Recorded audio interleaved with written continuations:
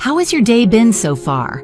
Hello, we're AETA Stories, and today we're sharing a brand new original story with you. Rachel's birthday arrived quietly without ceremony.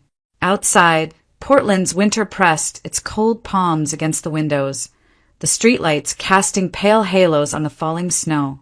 Inside the apartment, the living room looked almost staged, tidy, neutral, careful, like a place where emotion had learned to keep its voice low.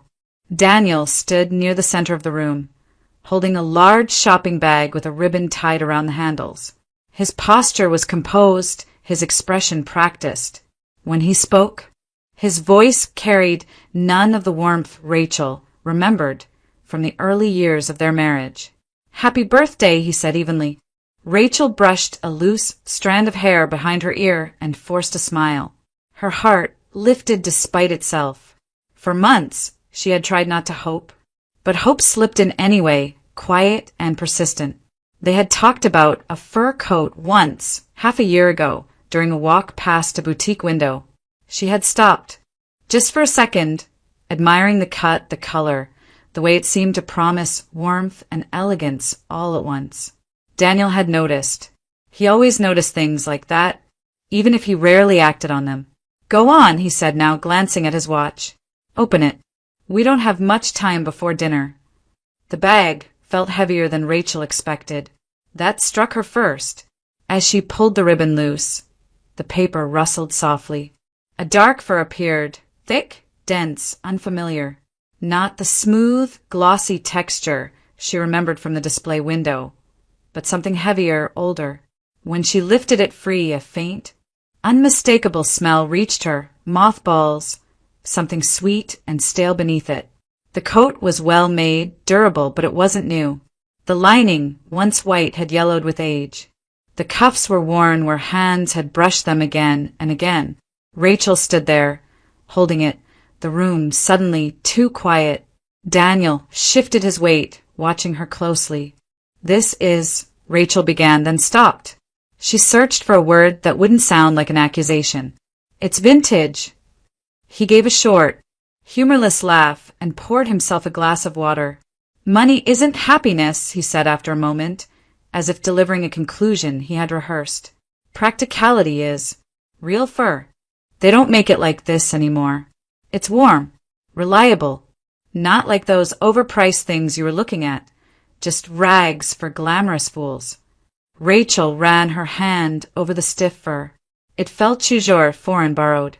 "It's used," she said quietly. "Someone else wore this. So what?" Daniel set the glass down with a firm tap. "What difference does it make? Money is in circulation right now. I can't pull out huge sums for whims." Whims. The word barely made it past her lips. She remembered him talking about a big deal, a successful quarter, new investments. She remembered believing him. "You promised," she said, her voice low. "You said things were going well." "They are," he snapped, turning toward the window. "But that doesn't mean wasting money. Look outside. Isn't it beautiful? Snow lights. Romancy. And you're thinking about price tags." "I'm not thinking about price tags," Rachel said. "I'm thinking about honesty." Before Daniel could respond, the bedroom door flew open and Noah ran in, still in his dinosaur pajamas. He crossed the room in seconds and wrapped his arms around Rachel's legs. "Mom." "Happy birthday," he said, grinning up at her. "Dad gave you a coat? Can I see?" Rachel blinked quickly and knelt, forcing the tightness in her throat down where Noah couldn't see it. She held the coat out. Noah touched the fur, delighted. "Wow," he said. "You'll look like a snow queen." Daniel smiled, satisfied. "See? Even a child understands." Noah looked up at his mother, suddenly serious. "You're beautiful in any coat," he said. "Even in your jacket. Don't be sad." "I'm not," Rachel said, hugging him tightly, breathing in the clean scent of his shampoo, trying to erase the jour smell of the coat. "Just got something in my eye." Daniel clapped his hands once. "All right, I booked a table for 7. You've got half an hour. And wear the coat. We should take the gift out. I don't want to, Rachel said quietly. Don't embarrass me, Daniel replied. I said wear it. When he left the room, Rachel remained kneeling, Noah's arms still around her neck. She smiled for him the way she always did, and swallowed the ache that told her something had shifted, something small, perhaps, but irreversible. The first crack had appeared, and even in her denial, she felt the cold beginning to creep through. Dinner plans had been decided without discussion. Daniel's expectations lingered in the apartment even after he stepped into the shower, as if his certainty had weight. Rachel stayed behind, standing in the living room with the coat draped over the back of the couch, dark and heavy against the neutral fabric. She touched it again, slower this time, tracing the seams with careful fingers. The smell still bothered her. It wasn't strong, but it was persistent, the kind that clung to memory rather than fabric. Rachel told herself she was overreacting. It was just a coat, just another compromise. She folded it once, then unfolded it again, unable to leave it alone. Noah wandered back in, clutching a small toy car.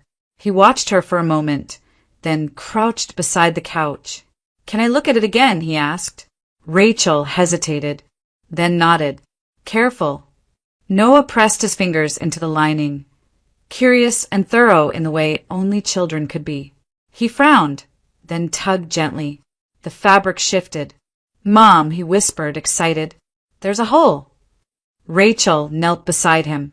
Up close, she saw it, a small tear along the inner seam, hidden where the lining met the pocket.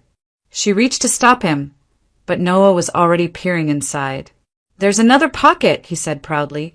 A secret one. Don't pull, Rachel said, trying to keep her voice calm. It might rip. I won't, Noah replied. I'm careful. I'm a treasure hunter. Before she could respond, his hand emerged from the lining. Something metallic caught the light. Noah opened his palm. A key lay there, small, flat, cold-looking. A strip of paper was taped to it, folded tightly. Rachel's breath caught. She took the key from him, her fingers tingling as if she'd touched ice. The paper was old, yellowed at the edges. She unfolded it carefully. Train station. Locker 214. The words were written in block letters, firm but uneven, as if the writer's hand had shaken. Noah tilted his head. Is it a puzzle? He asked. Did Dad make a game for us? Rachel closed her fist around the key. Her heart was beating too fast. Maybe, she said, forcing a smile. But it's a surprise. You can't tell anyone, especially Dad. Noah's eyes widened. Like spies. Like spies, Rachel agreed. The bathroom door opened. Daniel stepped out, the sharp scent of his cologne filling the room. What are you two whispering about? Rachel straightened, slipping the key into her pocket. Nothing, she said quickly. Noah just likes the coat. Daniel glanced at the coat, then at her. I told you where it came from, he said when she asked again, keeping her tone casual. A business partner's wife. It didn't fit her anymore. End of story. There was something too final in the way he said it, as if the explanation had been sealed and filed away. Rachel nodded, though unease had already begun to settle deep in her chest. As Daniel reached for his jacket and Noah ran ahead to put on his shoes, Rachel stayed behind for a moment longer, her hand pressed against her pocket. The key felt heavier than it should have, and for the first time that evening, she knew the coat was no longer just a gift. Rachel told Daniel she was running errands after work the next afternoon. Groceries, a prescription pickup, the usual things that never raised questions. He barely looked up from his phone when she said it, only nodded already elsewhere. That indifference made the lie easier to carry. The Portland train station was busier than she expected. The low hum of movement filled the wide hall. Footsteps echoing, a distant announcement crackling over the speakers. The smell of coffee and damp wool coats drifting through the air. Rachel kept her head down, moving with purpose, as though she belonged there for a reason she could explain if asked. She didn't like how exposed she felt. The coat was on her shoulders, heavy and unfamiliar, but she'd worn it anyway. If Daniel came home early and asked where she'd been, she wanted nothing about her appearance to seem out of place. The lockers were downstairs, tucked into a quieter corridor near the restrooms. An older attendant sat at a desk nearby, half asleep, his attention fixed on a newspaper. Rachel slowed, her heart thudding as she counted the numbers. 213, 214. She stopped in front of the metal door. It looked ordinary, scratched and dull. No different from the others. Her hands trembled as she slipped the key into the lock. For a moment, she was certain it wouldn't turn, that the locker would belong to someone else now, that the note was meaningless. Then there was a soft click. The door creaked open. Inside sat a small cardboard shoebox, sealed with layers of yellowed tape. Rachel glanced over her shoulder, then pulled it out quickly and shut the locker again. She didn't want to open it there. She walked fast, almost running, into the women's restroom and locked herself into the farthest stall. The tape resisted at first, then tore with a sharp sound that made her flinch. On top of everything else lay a bundle of letters, neatly stacked and tied with twine. The paper was thin, brittle at the edges, the handwriting slanted and urgent. She read the first line and felt her stomach drop. The letters were dated from the late 1990s. They were written by a man who sounded frightened, desperate, addressing a woman by name. He wrote about interrogations, about being blamed for things he hadn't done, about documents that needed to be hidden if something happened to him. Again and again he mentioned a main organizer, someone whose name he never wrote in full. Beneath the letters were photographs. One showed a young couple standing close together, smiling stiffly at the camera. Another was taken years later, at what looked like a corporate banquet. Rachel's eyes skimmed the unfamiliar faces until they stopped. In the corner of the photo, much younger but unmistakable, stood Daniel. Her breath came shallow. She stared at the image, willing herself to see it differently, to decide it was coincidence. But the posture, the expression, it was him. At the bottom of the box lay a black leather notebook, newer than everything else. Rachel hesitated before opening it. The pages were filled with tight, precise entries, names of companies, dates, amounts, percentages scribbled in the margins, abbreviations she didn't recognize. Then she saw one she did. Daniel's company appeared several times, always alongside figures that made her pulse race. 6-digit sums, notes about returns, cuts, timing. One entry stood out, written in red ink, the handwriting less steady than the rest. D. Must settle by the 15th. Amount outstanding. Rachel checked the date. The 15th had been yesterday. Her birthday. Money in circulation, Daniel had said. Deadlines she hadn't known existed suddenly made sense of his impatience, his tension. The way he had watched her reaction to the coat too closely. A memory surfaced without warning. A month earlier, a woman had approached their table at a cafe, older, elegant. Her gaze sharp. Daniel had gone pale when she greeted him by name. He'd introduced her as a former colleague, brushed it off as nothing. Rachel closed the notebook, pressing it to her chest as if it might steady her. The sounds of the restroom returned all at once. The flush of a toilet, the murmur of voices, the scrape of shoes against tile. She felt exposed, as though everyone could see the truth she was only beginning to understand. This wasn't just about a second-hand coat. It wasn't even about a bad marriage. It was about crimes that stretched back decades, about money that didn't belong to the people holding it, about threats that didn't need to be spoken, allowed to be understood. And somehow, impossibly, Daniel was standing in the middle of it. Rachel repacked the box with shaking hands, sealing it as best she could. She slipped the notebook into her bag, hiding it beneath mundane items, receipts, a notebook from school, her wallet. When she finally stepped back into the station, the air felt colder. Every face looked unfamiliar, every sound too loud. As she walked toward the exit, one thought pressed in on her with terrifying clarity. Whatever this was, there was no going back. The first line had been crossed, and the life she thought she understood was already receding behind her. Rachel waited until evening before going next door. The apartment felt too quiet after the train station, every shadow sharper than it had been before. She told Daniel she had a headache and needed air. He barely acknowledged her, already absorbed in his screen. Tension radiating from him in a way she could now recognize for what it was. Harold Bennett lived one floor down. He was in his late 60s, broad-shouldered, even with age, his movements careful but deliberate. He opened the door with a look of mild surprise that shifted quickly to concern when he saw her face. "Rachel," he said, "you look like you've seen a ghost." "Can I come in?" she asked. Her voice sounded steadier than she felt. His apartment smelled faintly of old books and black tea. Files were stacked neatly along one wall, the habit of a man who had never quite stopped organizing evidence. Harold motioned for her to sit at the small kitchen table, then poured tea without asking. Rachel hesitated, then placed the notebook and a few of the letters on the table between them. Her hands shook despite her effort to keep them still. "I don't know if I should even be showing you this," she said, "but I don't know who else to ask." Harold adjusted his glasses and began to read.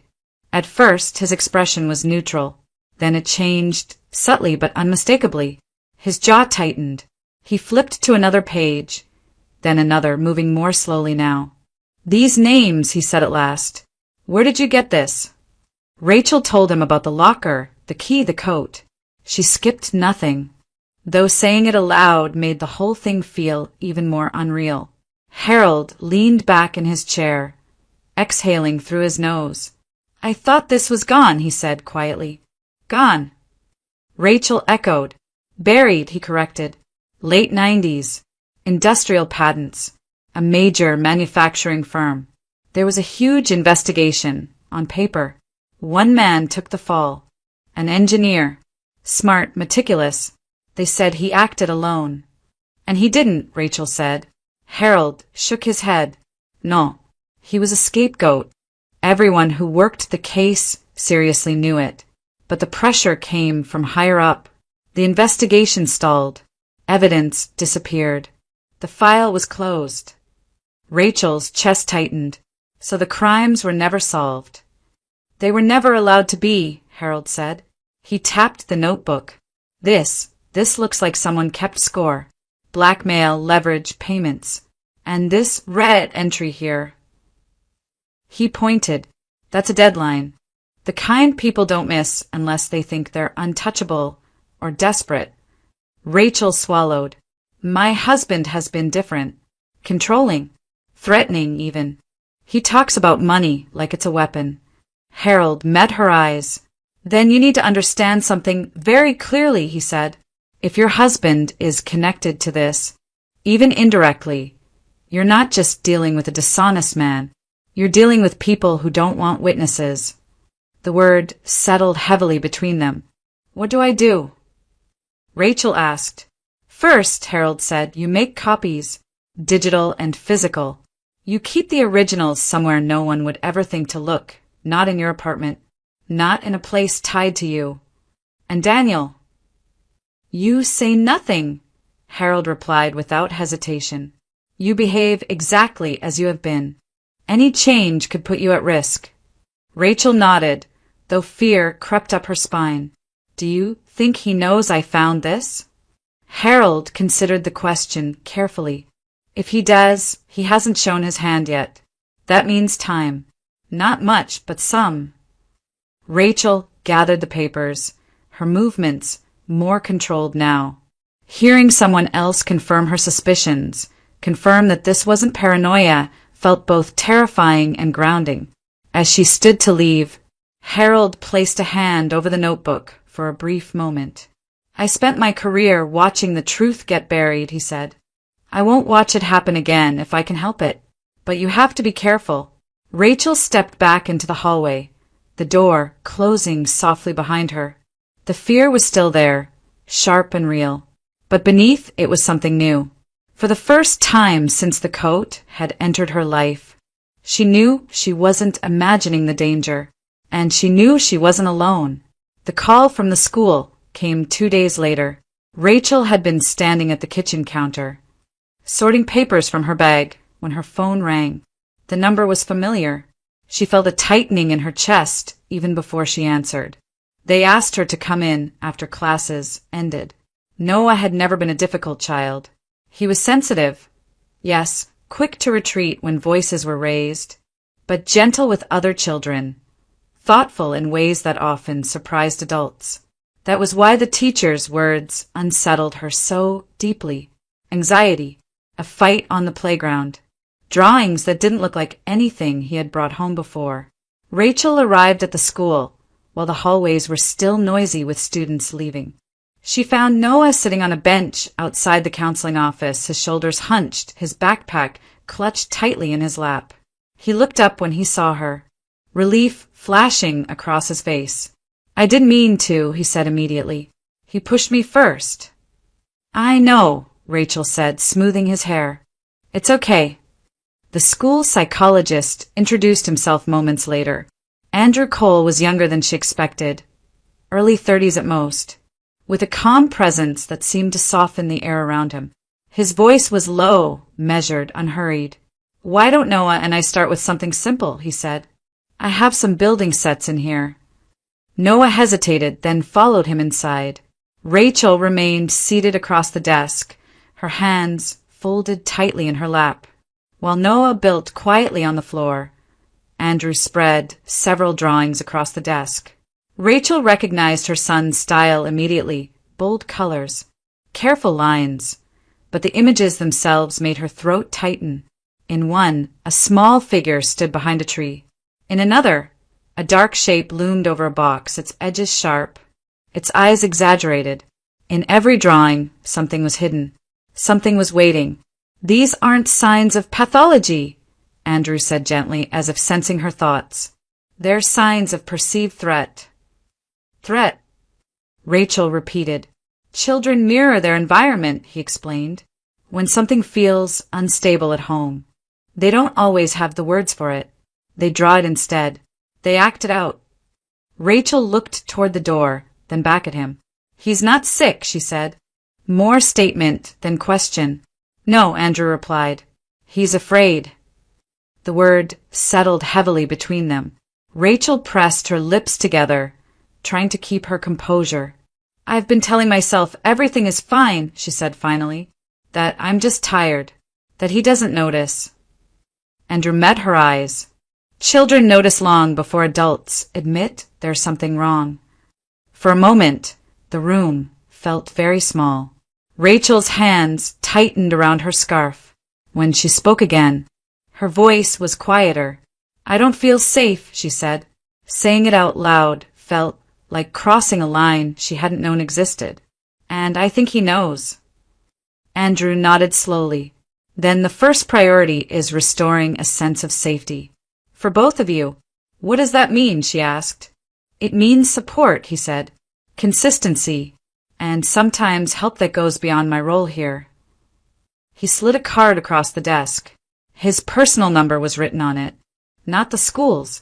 "This isn't a formal recommendation," he said carefully, "but if you ever feel overwhelmed or if you think Noah is in immediate distress, you can call. As a person, not just a psychologist." Rachel stared at the card, then nodded. "Thank you." Noah looked up from his building set. "Can monsters be beaten?" he asked suddenly. Andrew crouched beside him. "They can," he said, "especially when you find the right allies. And when you turn on the light." As they left the office, Rachel felt something unfamiliar settle in her chest. The fear was still there, sharp and insistent, but alongside it was something else. For the first time since the locker at the train station, she felt a fragile, cautious sense of hope. Daniel brought it up casually, as if it were a scheduling detail rather than a decision that would tear their lives apart. They were in the kitchen, late evening. Noah was already asleep. The apartment finally quiet. Daniel stood by the counter, scrolling through his phone, his tone deliberately light. "I've been thinking about Noah's future," he said. "There's a private institution overseas. Very selective. Excellent discipline. Structure. Connections." Rachel looked up from the sink. "Overseas?" "Yes." Daniel set the phone down and met her gaze for the first time that evening. "It's settled. I've already made inquiries." Her hand stilled. "He's 7. And impressionable," Daniel replied. "This is the best time to shape him properly." Rachel turned off the water. "You didn't discuss this with me." "I didn't need to," he said evenly. "I'll handle the paperwork." The way he said it, calm, confident, sent a cold wave through her. "I won't agree to this," she said. "You can't just take our son and send him away." Daniel's expression changed then. Not anger. Something sharper. "I can," he said. "And I will if I have to." Rachel felt her pulse quicken. "On what grounds?" Daniel smiled, thin and precise. "On the grounds that you're unstable." The word landed like a slap. "I have evaluations," he continued. "Professional ones. They show that Noah is under emotional stress because of you. Anxiety, poor impulse control, a harmful home environment." "That's a lie," Rachel said, her voice trembling despite her effort to control it. "Is it?" Daniel shrugged. "Courts don't like uncertainty. I'm offering him security. A future. You're offering what exactly?" "A teacher's salary and mood swings." Rachel stared at him, seeing his face clearly for the first time, not as her husband, but as someone calculating outcomes. "If you fight me," he added quietly, "you'll lose. And Noah will go where I decide. You'll be labeled unfit. Think carefully." She didn't answer. She couldn't. Daniel picked up his phone again, already finished with the conversation. Later that night, when Daniel was asleep, Rachel sat alone at the dining table with her laptop open. Andrew's voice played softly through her headphones, careful and calm. "Take your time," he said. "If anything feels wrong, stop." Rachel moved quietly into Daniel's home office. The room smelled faintly of cologne and new electronics. She photographed the keyboard with her phone, sent the image, then waited, her breath shallow. A message appeared minutes later. A date, Daniel's birthday. The password worked. Her hands shook as the desktop loaded. Folders filled the screen. Work files, invoices, presentations. Andrew guided her, step by step. Look for anything labeled personal. Initials, hidden directories. She found it quickly. A folder marked with a single letter. Inside were photographs. Rachel's stomach clenched. The woman in the images was young, visibly pregnant, standing close to Daniel. His arm rested possessively around her shoulders. The caption beneath one photo made her chest tighten. "Alina." She swallowed hard and kept going. Another folder contained property documents, a mortgage agreement, a newly purchased apartment, not in their names. Registered owner, Alina Petrova.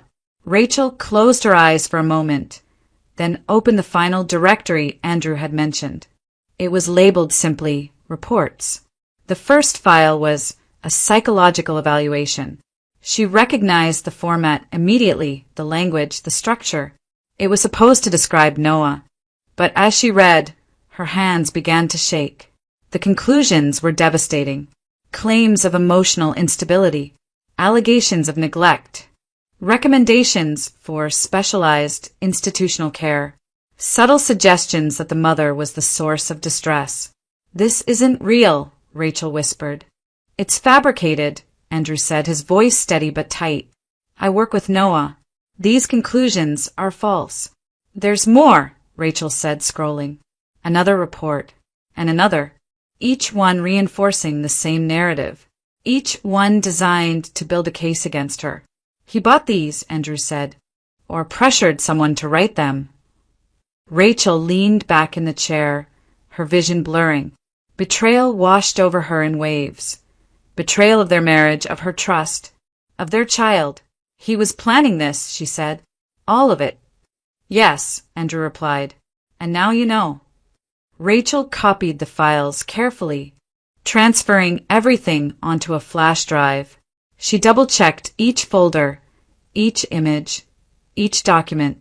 When she finally shut the computer down, the apartment felt different. Smaller. Unsafe. She returned to the bedroom and lay awake beside Daniel, listening to his breathing. Every calm inhale felt like a lie. By morning, fear had settled into something harder, a resolve born not of anger, but of survival. Daniel thought he had control. Rachel knew now that the fight for her son had already begun. Rachel waited until late afternoon.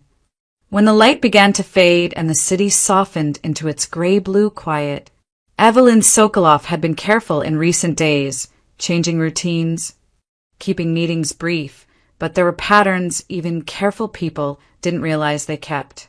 Thursdays, the park cafe with the open terrace, a place public enough to feel safe, exposed enough to discourage eavesdroppers. Rachel followed at a distance, her hood pulled low, her steps measured. She told herself to turn back more than once.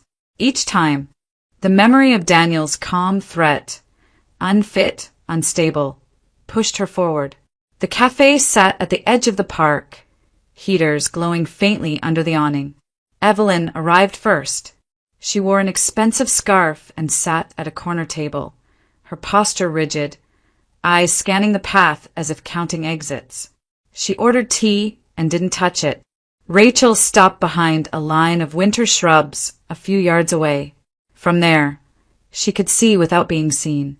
The wind carried fragments of conversation from other tables, laughter, the scrape of chairs, but the corner where Evelyn sat remained oddly quiet. Then someone approached. Rachel recognized the walk before she recognized the face. Confident, familiar, a bright jacket she had complimented more than once. Megan Price sat down across from Evelyn without hesitation. For a moment, Rachel's mind refused to accept what her eyes were telling her. Megan, her closest friend, the one who had listened to her worries, who had defended Daniel when Rachel doubted herself. Megan, who knew their schedules, their habits, their weaknesses. The shock was physical. Rachel's hand flew to her mouth. The conversation started low, but the terrace was open, the winter air sharp and clear. Certain words carried. "He's getting reckless," Evelyn said, her voice controlled. "He thinks he can pressure me."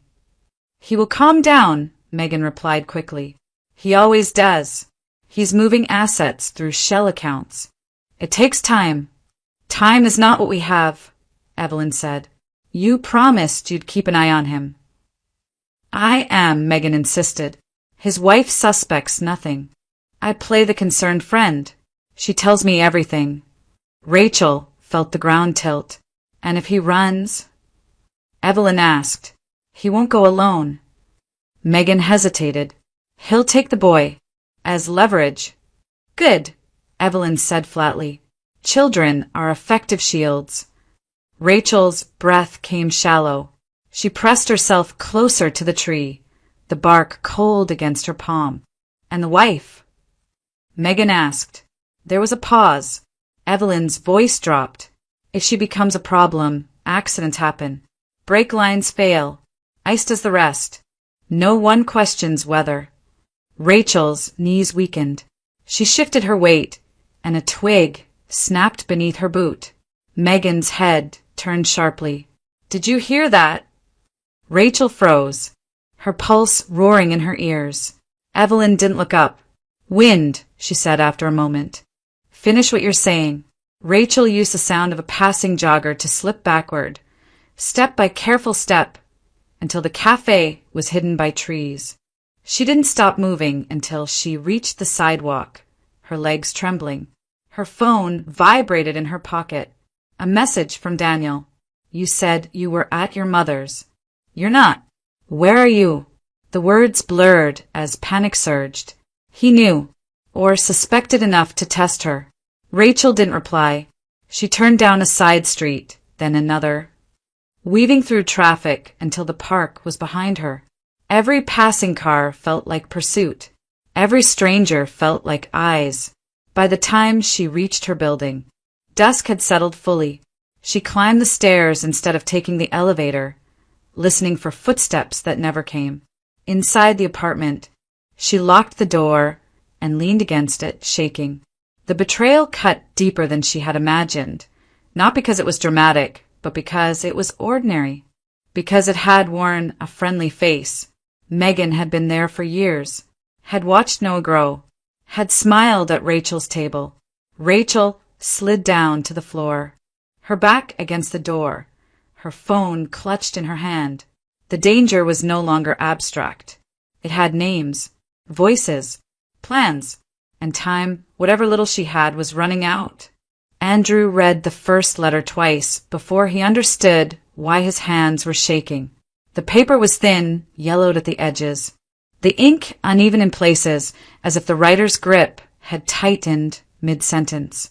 The language was careful, restrained, but underneath it pulsed something urgent and terrified. Andrew had spent years reading people, patterns in speech, pauses, emotional tells, but this was different. This was not analysis. This was recognition.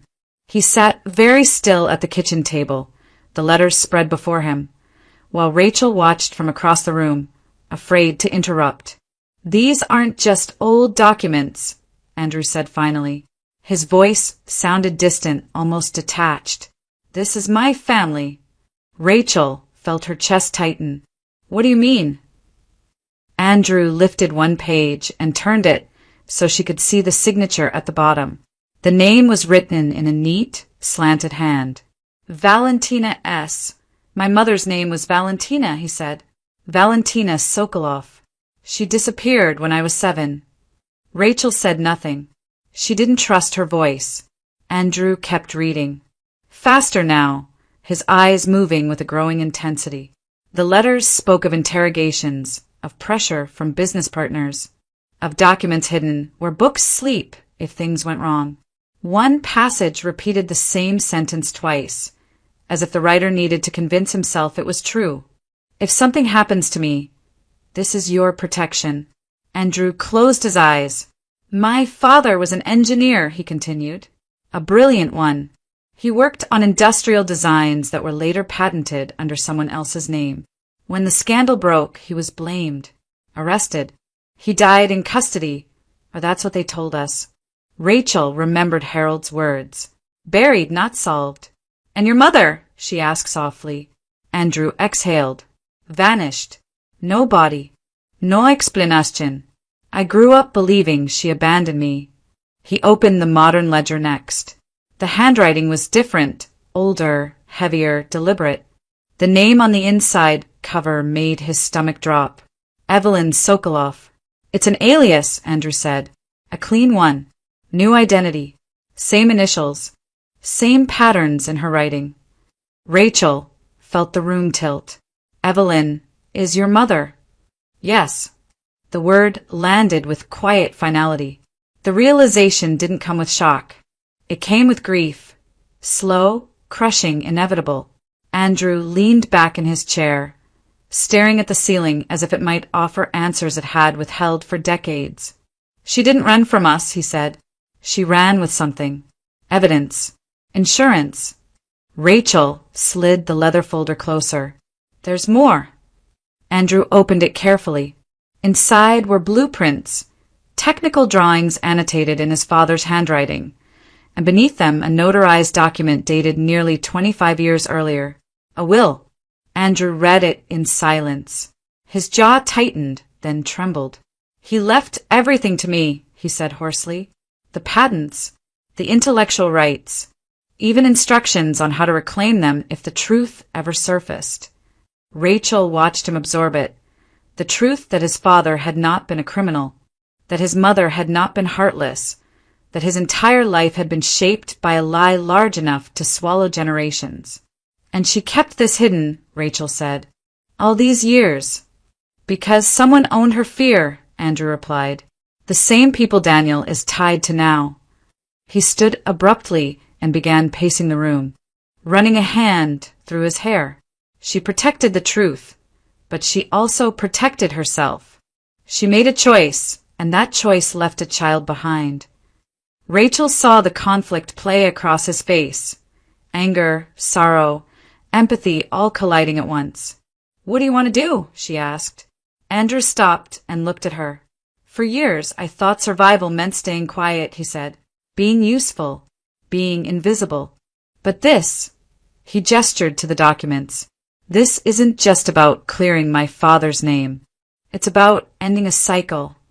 He knelt beside the table and gathered the papers with deliberate care.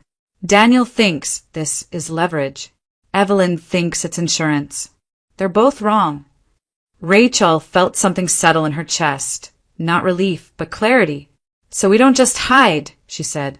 "No," Andrew agreed. "We act." There was no bravado in his voice. No revenge fue anger. Just certainty. "We document everything. We involve people who can't be bought. We make it public enough that it can't be buried again." Rachel nodded. The fear was still there, but it no longer ruled her. For the first time since her birthday night, she didn't feel alone inside it.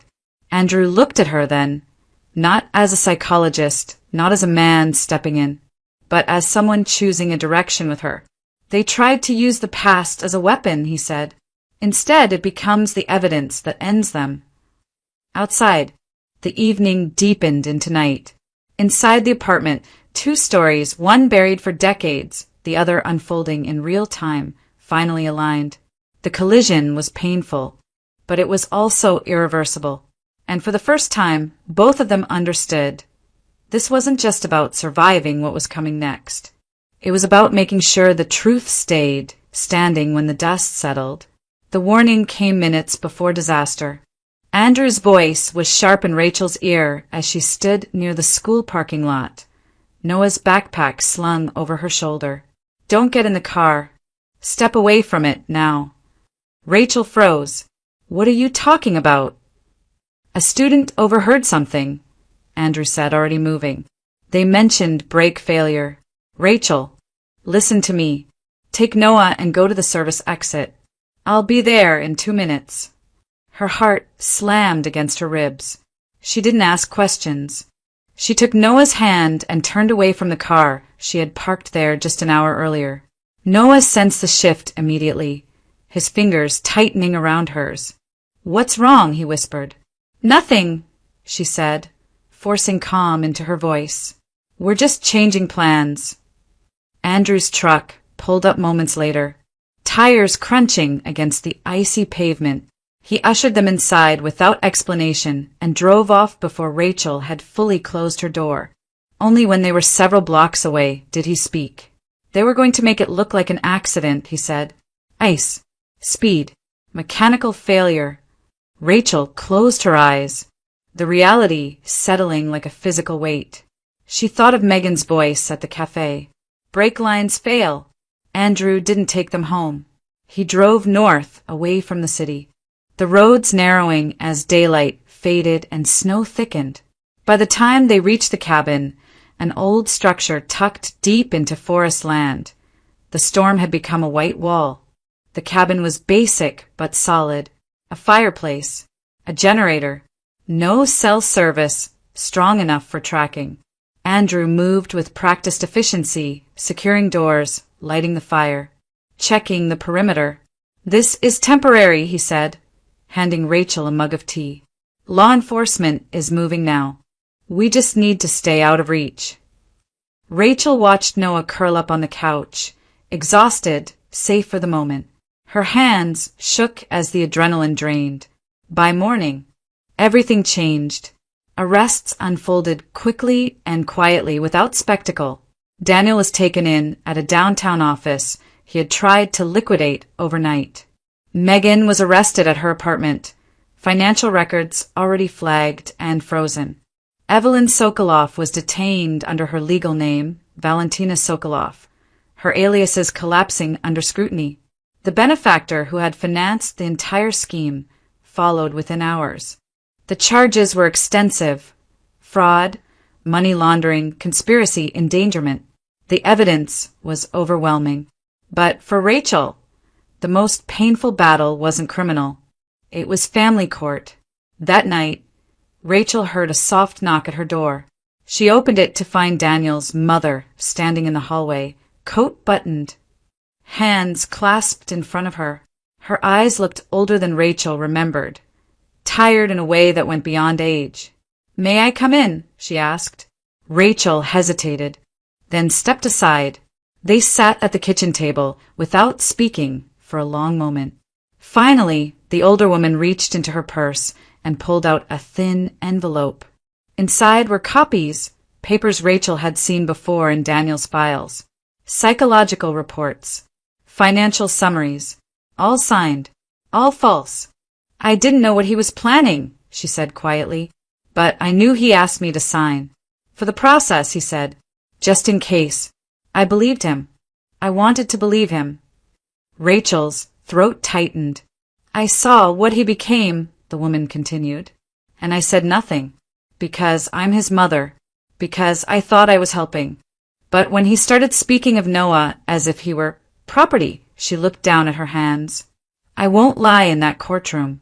Not again. He won't use me the way he uses everyone else." Rachel didn't respond.